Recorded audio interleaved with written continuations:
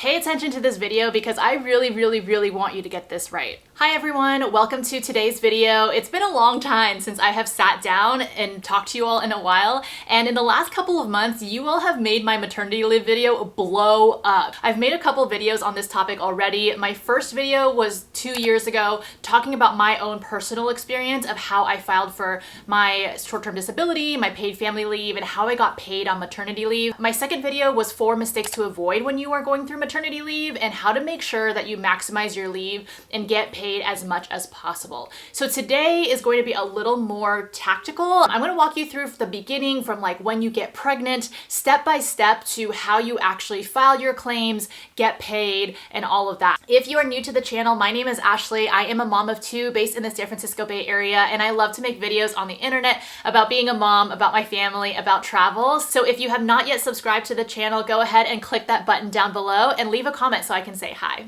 This video is going to be for you if you are the birthing mother, because that means you do qualify for short-term disability leave. Video is also going to be for you if you are filing online. Some of you may need to file on paper for some reason or another. Some of my clients have had their names too long or names are a little bit off in the system for some reason, and they can't use the online ID Me process that the EDD website uses to verify your identity. If you're going to be applying online and you meet the eligibility requirements for SDI, I'm going to put that right here. It's not the requirements that you would think. And notice that it also doesn't say that you need to be currently working. So I know we're in an era, especially the tech industry, with quite a bit of layoffs. So if you were recently laid off, it actually still means you can qualify for short-term disability as long as you were previously working for an employer in the last 5 to 18 months and your employer was contributing to what they call CASD, or short-term disability, that you can see on your paycheck. Now, here is something that may be a little bit different for each and every one of you, depending on your employer and whether they work with a third-party administrator.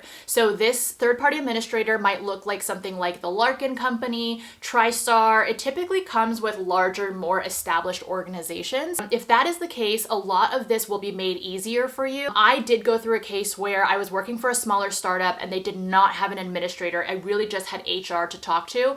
This video actually may be super helpful for you if you do not have an administrator, just to make sure you're doing everything right. All right, so let's start from the beginning. You just found out you're pregnant, you've shared the news with your friends and family, you've had your first ultrasound appointment, and maybe a couple more appointments. Now the question is when to tell work. So when it comes to the process of the government and getting paid by the state, they don't need to know that you're pregnant. Really, the only time before you file a claim is really just to communicate with work. This decision of when to tell your employer is really going to be up to you, and it varies. According to a lot of company policies, you don't need to actually alert your employer of taking leave until 30 days before your first date of leave. In this age of remote work, that means you could be hiding a belly for a pretty long time. So really the reason you would want to tell your work earlier than that is really just a courtesy for your manager, for your team, so they can properly plan for a coverage plan while you are away, and to organize and work around your leave and for coming back.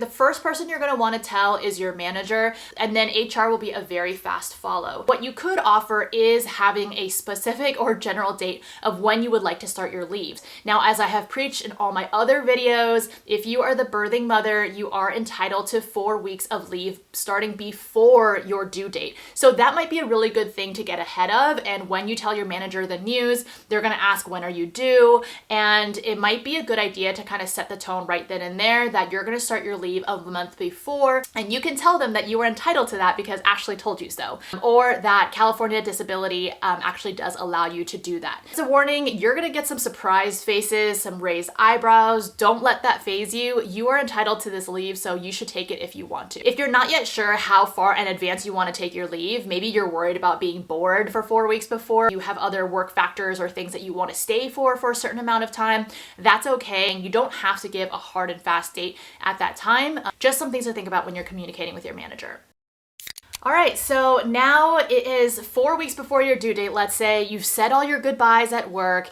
Again, the government still does not know you're pregnant and you're going on leave, and that's okay. The reason is SDI, you cannot file your claim until your first day of leave. So for me, for example, my due date was June 10th of 2022. I counted backwards and saw that my first leave date would be May 16th. The first day you are off work is the first day that you want to go into your EDD account and file your SDI claim. Now, if you do want to get prepared and ahead of time, you can create your login ahead of time on the EDD website. EDD actually just updated their whole login process, so there may be some guides and walkthroughs out there that are actually now outdated just for this login piece. This is what it looks like right now as of June 26th, 2023. You do have wiggle room in terms of when you actually file your claim. You don't need to do this on the very, very first day, but here's a couple things that you do want to think about. You do need to file your disability claim within 49 days of your first day of disability leave, so you don't want to be too late with that. And I'm going to talk about in the next step, there is a medical certification form that does need to be filled out, and that actually needs to be filled out within 30 days of your first disability. But here's another thing. There is going to be a 7-day waiting period where you do not get paid from the state. They will force you to wait for a week before they start paying you some disability payments. So what that means is if you are relying on this state checks and this state to pay you, I recommend filing this claim ASAP. Now let's talk about the trickiest question on the SDI actual claim form. Most of it is pretty self-explanatory. It's your own personal information. It's entering your employer's information. And this is going to be really important because your employer and the state do need to talk to each other as well.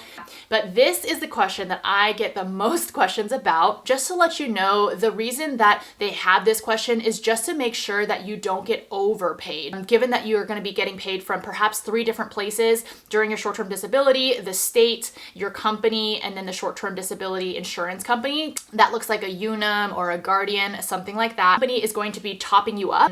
That's a really common phrase that they use where they will be making you whole during the time of short-term disability, because remember, short-term disability only pays you 60 to 70% of your income. What you also want to do is be really specific about how they are supplementing you. So if they are just topping you up, as I just mentioned, you want to answer yes. You want to select other type of pay, and then you want to put in the word integrated in the text field that is right there. That gets really specific. SDI and the state will now know exactly what your company is doing, and that means you will likely not have to do any follow-up. The reason that I said to answer no before in my previous video is that I was not specific. I did not enter in the field box exactly like how my company was supplementing me, and that is what caused to more questions and follow-up, which forced me to have to call EDD and try to get in touch with EDD, which just snowballed into a whole thing. There's no real like getting in trouble or anything for doing that. Basically what I'm saying is you have 2 options. You can answer no, it's not the end of the world. You can answer yes and make sure you get really specific, and you should be set.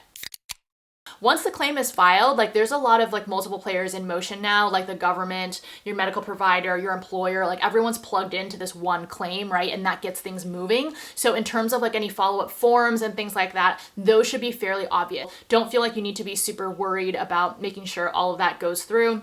Just doing an occasional check with each party to make sure they're doing what they're doing should make sure that the government is getting all the information that they need in order to pay you out correctly.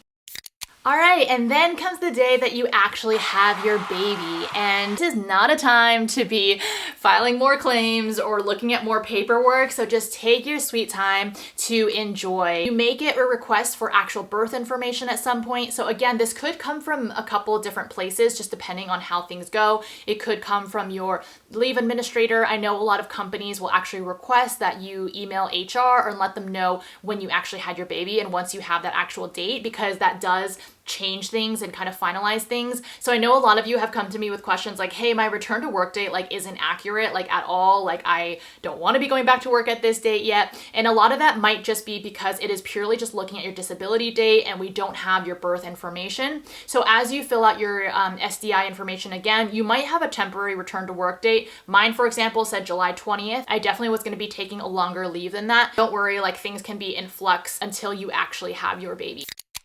And that leads me to the next step, which is filing for paid family leave. Now, this can only be done after your SDI disability is over. So whether it's the 6 weeks after your birth date or your 8 weeks after a C-section. And so that's why if you had a temporary return to work date, it's fine because from disability standpoint, that is your return to work date. But now that you filed for PFL, you get a new return to work date. In California, you do get 8 weeks of paid family leave, again, getting paid at that 60 to 70%, and your company with their own parental leave policy might top you up to 80% or 100%. So this is meant to be baby bonding time. Now, this is assuming you want to take it right after disability. You don't have to. This just has to be taken within 12 months of the birth of your baby, but most people do just take it right away. Now, for those of you that have a partner, this is also where PFL might apply for them as well. So this is the claim that both of you will be applying for. Outside of making videos on the internet, I am also a coach specifically for new moms. I was really inspired by my own postpartum experience,